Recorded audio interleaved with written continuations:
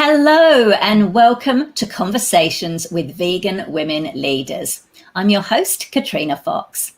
My guest today is Sarah L. Ebiary, an African-American attorney and social media manager who helped to create the vegan Muslim community and the Vegetarian and Vegan Society of Egypt, which helps guide thousands of members worldwide to live a healthier plant-based lifestyle.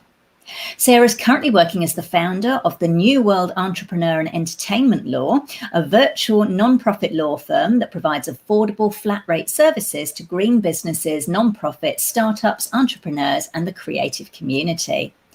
And she's obviously very multi-talented because Sarah is also a yoga and meditation teacher, vegan chef and cooking instructor, and a stand-up paddleboard instructor. Welcome to the show, Sarah.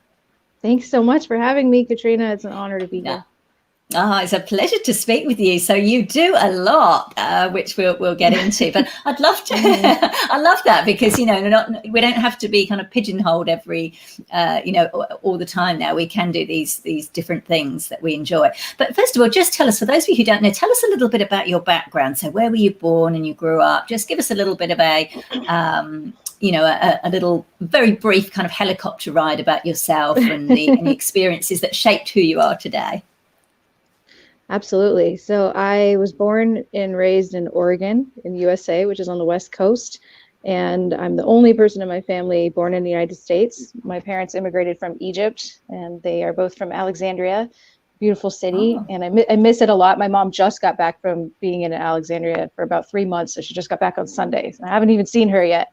But we go back fairly often.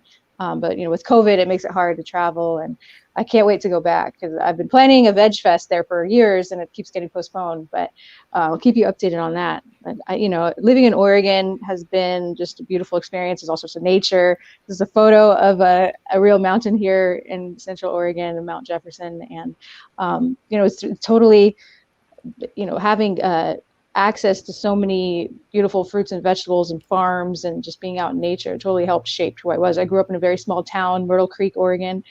I lived there first 10 years of my life, then moved to the coast for a few years, moved to Eugene, Oregon for high school, where my mom currently lives now, and then went to college at Oregon State. So I'm an Oregonian, if anything. Yeah. And I have family that live all over the world, so I've been very fortunate to be able to travel a lot as well. Went to law school in Los Angeles and actually specialized in entertainment and media law and intellectual property. And I worked for Warner Music Group for 4 years as in-house counsel, doing business and legal affairs. So that gave me really great training on representing artists and musicians, all sorts of creative projects.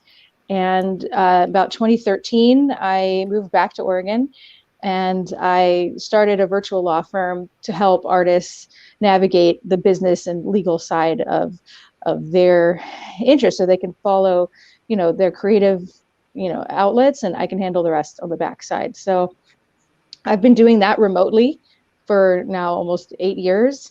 And this whole working remotely transition I was already doing that, so it's kind of given me the opportunity to have other interests. And of those that you mentioned previously, I was working and getting really interested in yoga and meditation, and so that helps balance that work stress a little bit. I went vegan in 2012, and it's just helped me become more healthy and balanced as well. So it's all kind of the same universe with yoga and meditation and plant-based diets. And depending on the season, if it's sunny and warm enough, then definitely stand-up paddleboard, which is yoga on a board. It's like very stable. I was wondering what it was. That's a good way to describe. It's amazing.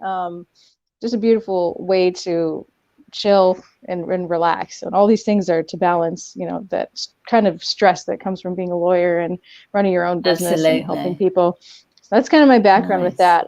So traveling to Egypt and living there over the years had going there, I wanted to meet other vegans and vegetarians that we can even get together to have like dish parties, which is their word for potlucks, and that's how the group got started. So we could talk more about that. Yeah, so tell us about you Mhm. mentioned your vegan journey. So you went vegan in 2012. So what reaction did you get from family and friends? I was going to say colleagues, but I guess working remotely, you avoided the kind of office scenarios. But how did that? Mhm. Because I know for some, like, a lot of Egyptian foods are kind of naturally vegetarian or vegan. But what Mhm. response did you get from your family and friends? Um, it's been an ongoing conversation, even after all these years. They don't understand as far as how can you survive without meat? You need it. You're gonna die. You're gonna be malnourished. You're gonna get sick. Meat's a very heavy part of the culture in Egypt. But as you said, you're absolutely right. There's lots of vegetarian and already vegan dishes: falafel, hummus, baba ganoush, tabbouleh. These things are available everywhere, and so to me, I find it extremely easy to be vegan in Egypt. Um, it's trying to get those other dishes veganized so that you can still enjoy the same flavors, and teaching people how to eat. Just don't put meat in it. Like, it's still basically a vegetable dish that has chunks of lamb or chicken or something. It's like we can still prepare it without the meat in it. It still tastes amazing. Got it. Wonderful. Mm-hmm. So you Mm-hmm. mentioned you started both Facebook groups, the Vegetarian and Vegan Society of Egypt and the Vegan Muslim Community. So tell us a bit, why did you start those? What helped? Were you helped to create them? Why did you do that? And tell us a bit about them. Mm-hmm. Well, definitely networking, and trying to find anybody else who's like a weirdo like me. I'm the only one in my family who's vegan, the only one of my friends who's vegan. And if I was living in Egypt or wherever I'm traveling in the world, I want to look for other people who are like me, and can understand, and get together and share food. And um, what happened with the vegan Muslim community is that there's a lot of definitely pushback and verses from Quran and people's tradition with Eid, animal slaughter, the feast for Eid al-Adha, that it includes, sacrificing a lamb or a cow. And a lot of that is religiously traditional. But what I find the most interesting, and I've been researching now for several years and educating people about it, something I like, it's called the Sona Diet. So Sona is like the ways and the practices of the Prophet Muhammad. So kind of little proverbs and sayings and activities and behaviors that he lived a very clean lifestyle, never harmed any animals, would actually speak out against animal cruelty, and was mostly vegetarian. And there's several lectures about this where he went for several months only eating dates and water. If there was any animal meat, you'd always donate it to the poor. And when you think about, like, back in 600 AD, meat and anybody who could afford it was very wealthy, and if anybody else had access to it, it was only on the holidays. So trying to remind people of, like, how did our ancestors eat? How did the regular farmers and our grandparents, like, how did they eat?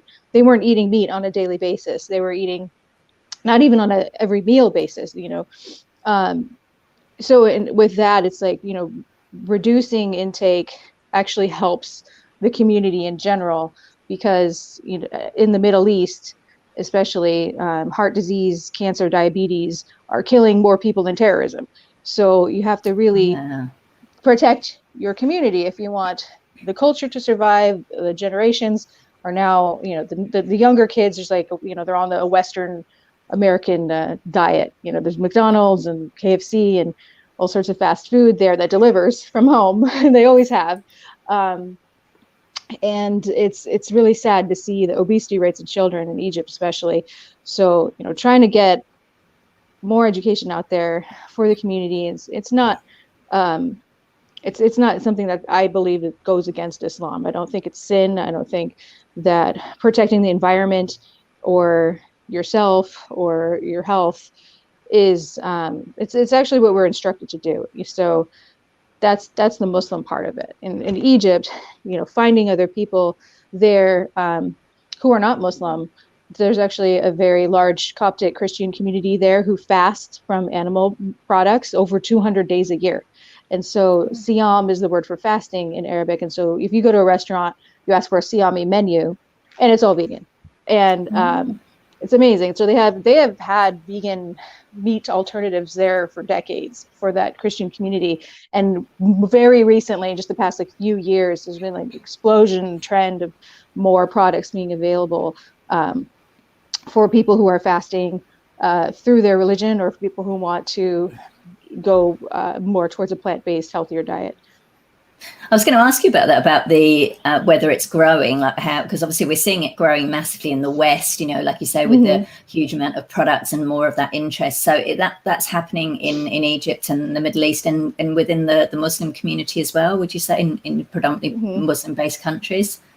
I believe so. And just the last, couple of years, I've seen new brands, I've seen new products on a daily basis. I get people asking on the groups, where do I buy tofu in Cairo, or where can I find a vegan menu in Alexandria? Or there's one, the first vegan restaurant in Cairo. My friend Yasmin started the vegan kitchen, and was very successful for a number of years. And now there's lots of chefs, and a couple of places in Dahab, which is on the Red Sea, that are totally vegan restaurants. And now you're starting to see more options available on the menus there for resorts, now that tourism is kicking back up again.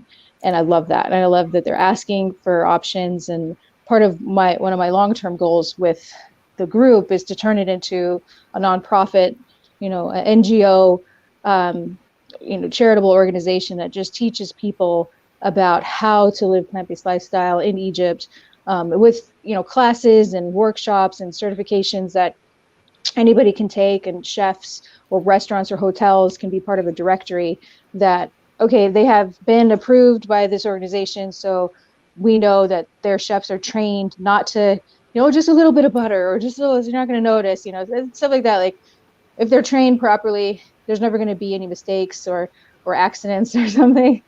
Which happens all the time because the people who are making the food don't think it's a big deal. They don't understand it.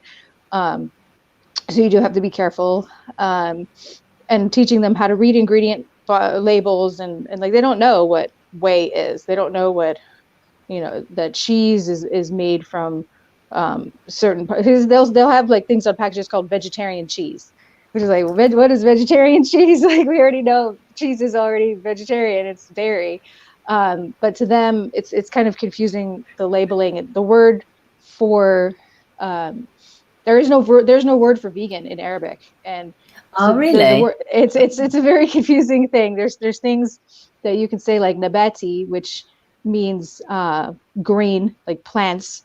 They kind of use that, like, this is made from plants, this is vegetables.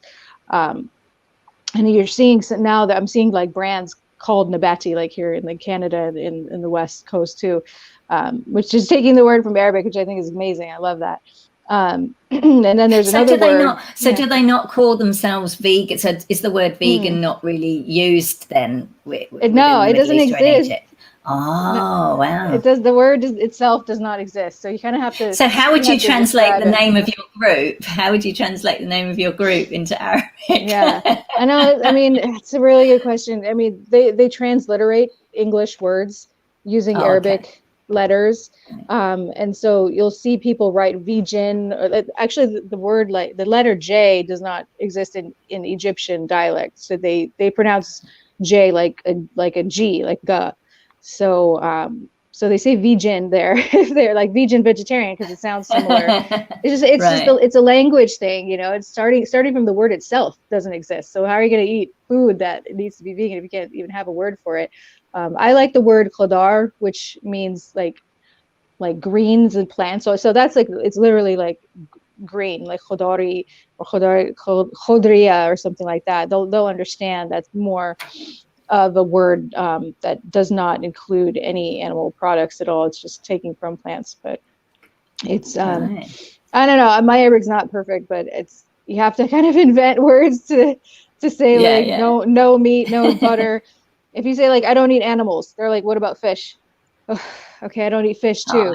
What, because fish is not an animal, right? It's like, okay, well, what about other things? They'll go through the list of things, and you kind of have to just like, okay, I don't eat anything that's alive, or what about plants are alive, or what do I say? Okay, sure. Now, tell us a bit about, if you can talk a little about some of the challenges facing vegan Muslims. And what I mean by that, between both, I guess, the Muslim communities, like you say, perhaps getting pushback because they're the only vegan in the community, but also within the mainstream vegan communities, because as we know, there is racism, there is stereotypes, and all of this, sort of unpleasant stuff. So can you talk a little bit about some of those challenges and what you've seen or witnessed yourself? Well, it's definitely hard, like being a Muslim in general, and especially in America, but in other parts of the world where there is not a very big Muslim community.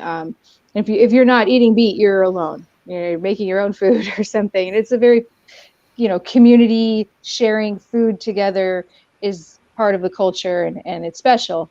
And I would go to the mosque, every Friday, or for Ramadan every night, and everyone shares, iftar to like breakfast. You're breaking the fast after fasting all day for the 30 days of Ramadan, and trying to find foods that I can eat. It's hard. People don't want the samosas that have lentils in it. They want the samosas with meat in it. So I get all the lentil ones or something, or I'll only have just salad. Hopefully they didn't put like a creamy dressing on it. And that's pretty much it. Like a lot of the bread, sometimes they make it with butter and eggs. So you have to be careful with pita bread sometimes, especially if it's homemade. And I know that's the most delicious bread when it is homemade. And so having access to types of food, especially during those holidays and traditions, is hard. And then to ask to, and turning down food is also rude and disrespectful. So if they're trying to offer you something they made, they'll think you're wasting food.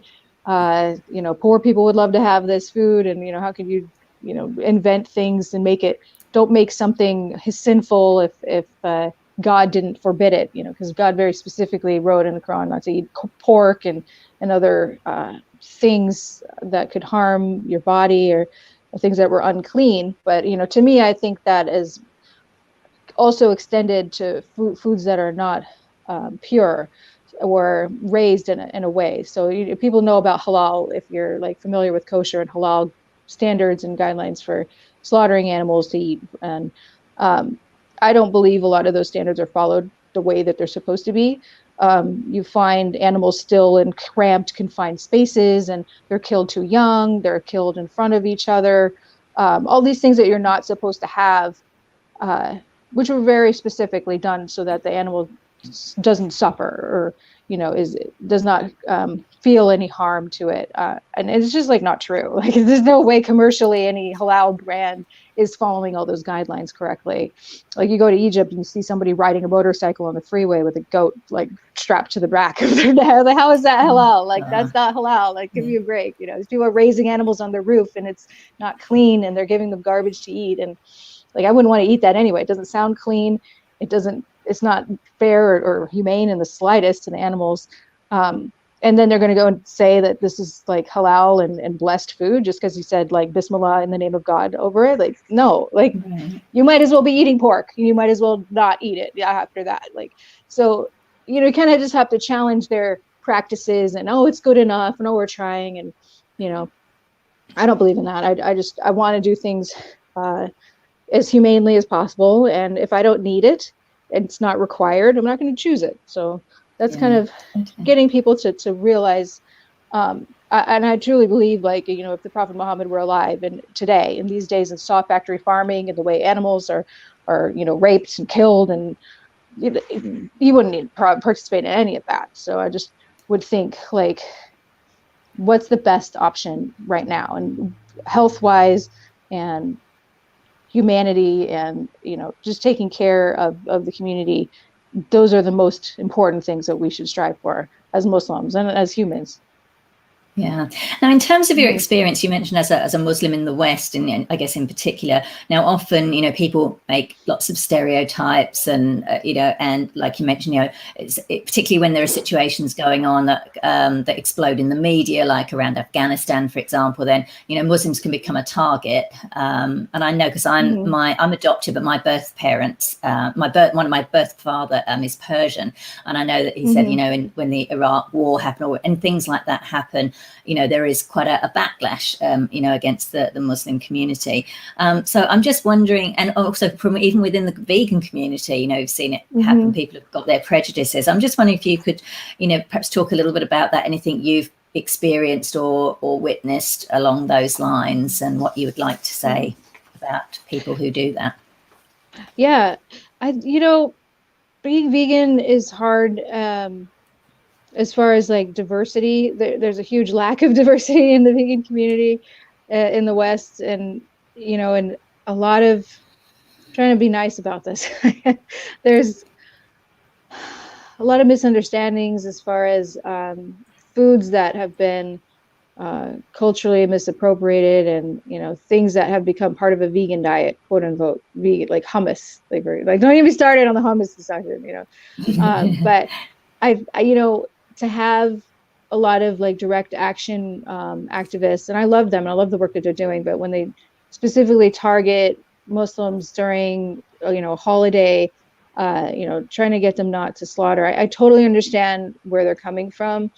I think a more effective way to educate people is to have them choose not to slaughter an animal, but to redirect the funds like the money that they would have used to buy a lamb or a cow to sacrifice, like use that for a more sustainable charity gift to the poor. And I've done things like food bank donation drives, raising money to build wells or water fountains through Islamic Relief, which is a nonprofit organization. So using that money, instead you're going to kill an animal for one meal, like one day, or here's the same amount of money that can go toward something that's going to keep giving blessings and provide benefits to people who need it ongoing. So I think it's a more sustainable option to still participate in these holidays that are really special and important. And so having that kind of education available to help kind of redirect those traditional practices without being offensive, and you have to be really careful too, because especially like in the Middle East and Indonesia, Pakistan, Southeast Asia, a lot of those countries, they have like very bloody traditions, and if you complain about it, the government will arrest you. If you post about it on Facebook complaining that the streets are full of blood and rivers of blood, then it's like you're insulting the religion. So and I'm really careful. Like I try to be very particular and strict about the rules. We approve every single post on the Facebook page, because Egypt is a very tough government, and that the last thing I need is some post that's going to get me in jail or something. Like it's pretty scary. I know people who have had issues with police and the government, especially like activists in the Middle East, that there is very little negotiation once it gets to that point. So I try to keep things secular. I try to keep it just no religious debates or discussions, at least on those groups. With vegan Muslim community, it's more about looking for other options, and what do these other verses say, and what do these other practices have that we can follow without being disrespectful. So I would want more non-Muslim or non like Middle Eastern, Arab, or Southeast Asian type of vegans to understand where the community is coming from, that they don't know any other way of living, and to not be insulting, especially because you're eating our food. It's like if you're eating our falafel and hummus and selling these recipes and profiting off of it and changing things, at least know where the culture is about. And there's amazing, really you can't have it both ways. I feel like there's a lot of vegans that love those ethnic foods, but don't include those ethnic people in their gatherings or their community organizations. Not that they're purposely discriminating against us. I don't believe that's the case, but I think that I have been the only person of color many times, in a place like Portland, Oregon, supposed to be the vegan Mecca, when they're calling it a Mecca, it's like, okay, well, is it Mecca? Like, what do you mean it by that? And there aren't a lot of vegans of color who even own those restaurants that are serving ethnic food. So, you know, there's a list that has been created of here are businesses owned by people of color. If you want to go support those establishments, there's a lot of Facebook groups that are now for, you know, Black vegans and the African American community, which are amazing.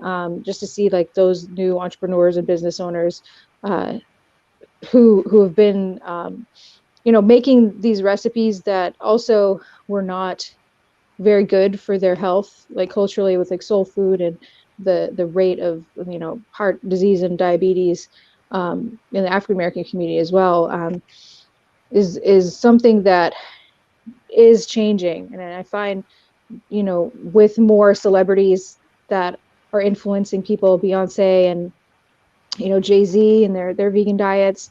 There's an amazing documentary, if people can find it. It's called Feel Rich, and it was on Netflix. It's basically how living plant-based has helped save people in the hip hop community, and it was directed and created by Quincy Jones's son, who's vegan. So Quincy Jones Jr. made this amazing documentary that I wish everybody would watch, but especially the African American community. Because, you know, they have like Game Changers and What the Health and Forks Over Knives, but this one in particular is more able to connect to people of color. And if non-people of color watched it, they can understand, like, okay, this is the culture that you know, we all love to emulate or whatever. So, yeah. But you know, just to understand, just educate yourselves. Yeah. Do you find as well, like, I know I saw somebody post who is an activist, that sometimes whenever something happens in the media, like I say, the most recent thing was probably the Afghanistan thing, and it was all about, oh, the horrible people, because look at the way they oppress women, women have to cover up and all this kind of thing. And they often say sometimes they have to, these activists have to remind people that that is not Islam, that's just, you know, a fundamentalist interpretation of it. How do you cope with that kind of backlash that comes, you know, during those kind of times when the spotlight is on, you know, people's negative stereotypes and the more extreme aspects around fundamentalism? How do you handle that? I mean, you have to really look at the larger picture of it. And, you know, if every Muslim on earth was really a terrorist, there would be no people left on earth. So there's over a billion, almost 2 billion Muslims on earth out of the population. So clearly there's a very, very minute population of people who act this way. And maybe they're acting this way because they're uneducated, or they're also somewhat, you know, stuck in a system where they feel like they have to join or be killed, you know, and they don't have choice over there. There's a difference when you have democracy or Western ideas, and that just doesn't exist in most parts of the world. And especially, I have a lot of friends that are Afghani who are, you know, worried about their families living over there, who have been victims themselves of their own governments. And, you know, it's just trying to do the best they can with no options and no freedom, and, you know, very little access to resources or help. It's sad. I don't know if people think about it from other perspectives or put yourself in their shoes. So, you know, it's not like Afghanistan was always like that. They had different types of governments and different types of traditions. You know, women didn't used to have to cover their hair, and even in Iran, you know, like women there didn't, you know, get punished for going against like religious cultural traditions. So, you know, I just want everyone to be safe. And it's hard. I can't really like solve that problem. You know, I've witnessed it, and every 10 years it changes, it seems like. So, you know, as long as people just, to me, it always comes back to education and everything that we do. So if people there had better resources to education and letting the women be educated and the girls go to school, a lot of this would be not an issue. You know, they wouldn't have as many ignorant people believe this is what we have to do as a religion. You know, it's like, that's not true. They don't do that in other countries that are Muslim. They don't act that way or believe that. And they just don't know better. So, you know, and if I go there, like I wouldn't be educated on the way that they live either, because I'm not from that culture, and I'd have to really, you know, take a step back and just, you know, keep myself in check, I think is what people don't understand. They just say like, this is wrong and you're a bad person because you do this. So I'm not like trying to sympathize with any fundamentalist people, but I understand that they didn't have any other options. This is all they know. So, you know, how do you change that? I don't know. It's huge, isn't it? But it's interesting you say about, you know, people associate, say they take a whole faith, you know, a whole religion and say that's bad. Whereas there's some really beautiful aspects. And like you said about compassion and kindness around Islam, and some of the, like one of my favorite poets is Rumi, for example, like just beautiful language. And it's just sad when a whole faith or a whole group of people are just kind of, lumped with the same thing. So I love that you've started these groups, and you know, you're right about getting more diverse people into the space and elevated and having these conversations, because I think it can help to break down those barriers, you know, when people realize they've got more in common than they've got in difference. So yeah, I really appreciate it. Thank you for sharing everything that you do. So we're going to go into the final section, which is rapid fire questions. So these are just questions where you answer with, you know, maybe one sentence or less if you can. Unless you say something juicy, we might explore that a little bit longer.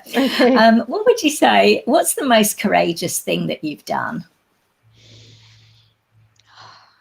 I think going vegan is courageous, because you're going against the norm. You're willing to become that activist and that voice for the voiceless.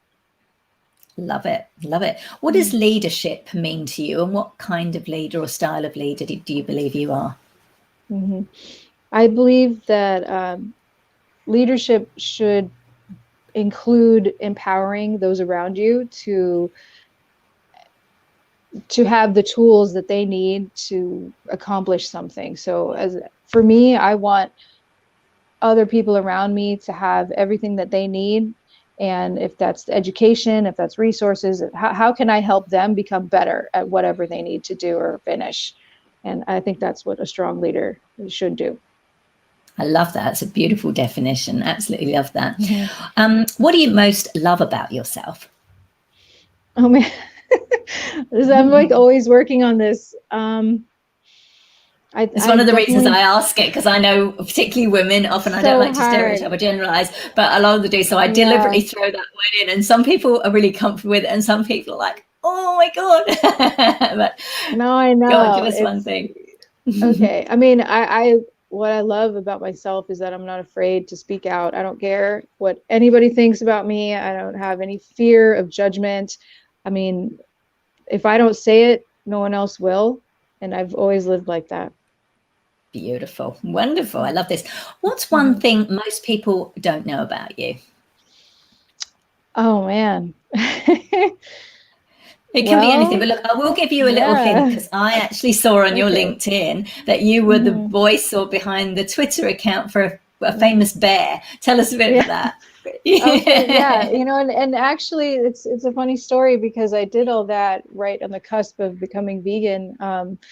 I lived in LA. I was working at the record label at the time, and there was a bear that was running loose in the neighborhood where I lived in Glendale, and people wanted to kill it because it was eating their garbage, and they were afraid it was going to attack their dogs and their kids, and I didn't want it to die. And so I started a Twitter account for the Glendale bear, and I named him Meatball after the story of he broke into somebody's garage, and the people woke up and they found him eating frozen Costco meatballs. And so yeah, and then I also named him Glenbarian, because Glendale is a community. It's like the biggest enclave of Armenian people in the world. So Barian is kind of a play on my last name, a play on the Armenian types of last names that end in IAN. But he became viral account, and the first month there were 30,000 followers, and this was before they had a lot of like viral animal accounts. And it really changed my life. It taught me a lot about social media management. It taught me a lot about how government functions, as far as policies. Like back then in California, especially, they just shot any animal. Like if it's anywhere near any human civilization, they're just going to kill it. But because this animal, Meatball, had gotten so popular, my Twitter account and other had followers from like the LA Times, and I think it was like one of those feel good stories. Like people wanted to know what the bear was doing, and I gave it a voice. I made up songs that had bear related lyrics. I had, funny jokes and just like bear memes before there were memes. I was just doing all these things for the bear that people loved, and because of that following, the California Fish and Game agency changed their policy, and instead of just shooting to kill, they were tranquilizing and transporting. And so the first time they captured him, they took him out about 20 miles outside of the city of Los Angeles, and then a couple months later he comes back. And and at the time Governor Schwarzenegger was in office, and so I was like, I'll be back, and he did come back. So then they tranquilized him, sent him even further out. He came back in 2 weeks. And so, okay, now we have to do something with this bear because he keeps coming back to the neighborhood. And we were able to raise hundreds of thousands of dollars to send him to a sanctuary. And it was a big part of my life during that time, but it taught me a lot about animal activism. It taught me a lot, about who actually are in that scene of rescuing animals, and I love seeing that. So that is my Glendale bear story. That's a great story. And I did check, I looked up, and Meatball is still at the Lions, Bears and Tigers, I think it's called, sanctuary. He's still there enjoying his life. He's got other bear companions, and it's actually a sanctuary, not a zoo or anything horrible. So I thought that was lovely. Wonderful. I love that. You're a woman of many talents.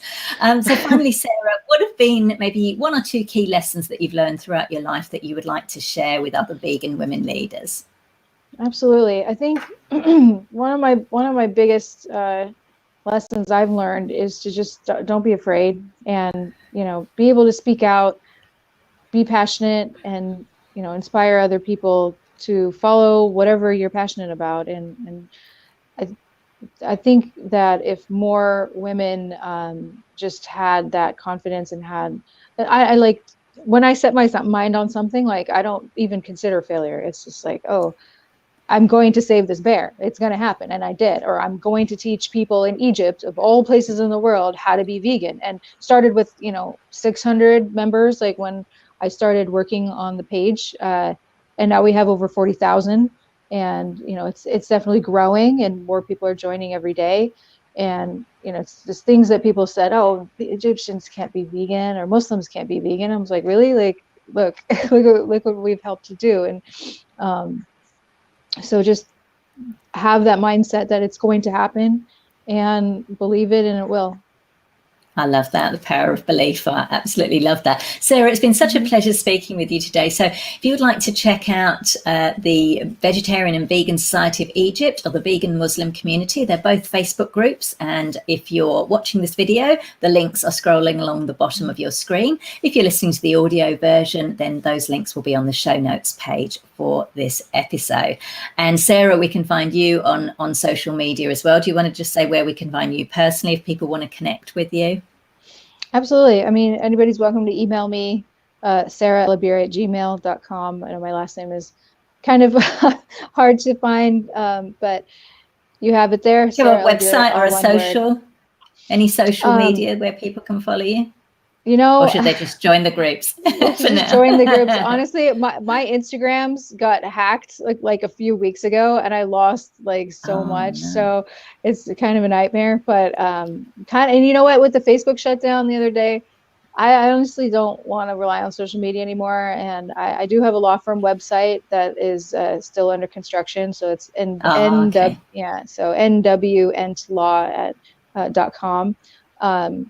But, I think if anybody needs me, just send me an email. I'll reply right away. And very quickly, I meant to ask you, with the vegan Muslim community, with those groups, like, do you have to be in Egypt or be Egyptian to join the Egypt one? And do you have to be Muslim to join the vegan Muslim one? I'm just curious. No, it's absolutely open to everybody. The vegan, the Muslim community has a lot of allies from people who are, all religions or no religion, whatever you want. It's just to learn if you have an interest in that. And with the Vegan Society or Vegetarian Vegan Society of Egypt, most of the members are in Egypt, yes, and specifically Cairo. And I just checked today, like where our members are located, but we have people from all over the world. And it was at one point the biggest Facebook group for vegans in the Middle East and North Africa. Before they were even like ones in Dubai and Turkey, and Morocco has a very big community now. Which I always love sharing, like what are other people in other countries doing too. So we have an English page, and we also have a strictly Arabic page that people can join. But I find with the English groups, like there's more content available from other countries, especially when it comes to being plant-based. And I like to share, okay, well, what are people in India doing, or Spain, or Costa Rica? What ideas can we bring outside of Egypt and introduce them to Egypt? Because it's so new there, and it's really exciting. And I wish I could be there full time, as far as like traveling back and forth between countries, just to help be on the ground level of this new trend of people choosing to live more sustainable and green and healthier life, which is now, it's like this new focus. So being vegan is definitely a big part of that. Yeah. And it's an exciting time to go over there for sure. So everyone is welcome. We get lots of people that are tourists too, and they're always like, where can I go? And I'm vegan. It's like then to have those traveler blogs and their reviews of places that were recommended from the group. I love seeing that too. Wonderful. There we go. Make sure you check out those links, everyone. Sarah, it's been such a pleasure speaking with you. I love what you're doing. It's been really great. Thank you so much for joining me today. Thank you. Pleasure to be here. And thanks everyone for tuning in. I can see we got some comments. Hello, Yulka. Thank you so much. Elena, nice to see you. And Tatan Sad. I hope I pronounced that right. Sorry if I didn't. Lovely to see you. Thanks for tuning in, everyone. And bye for now.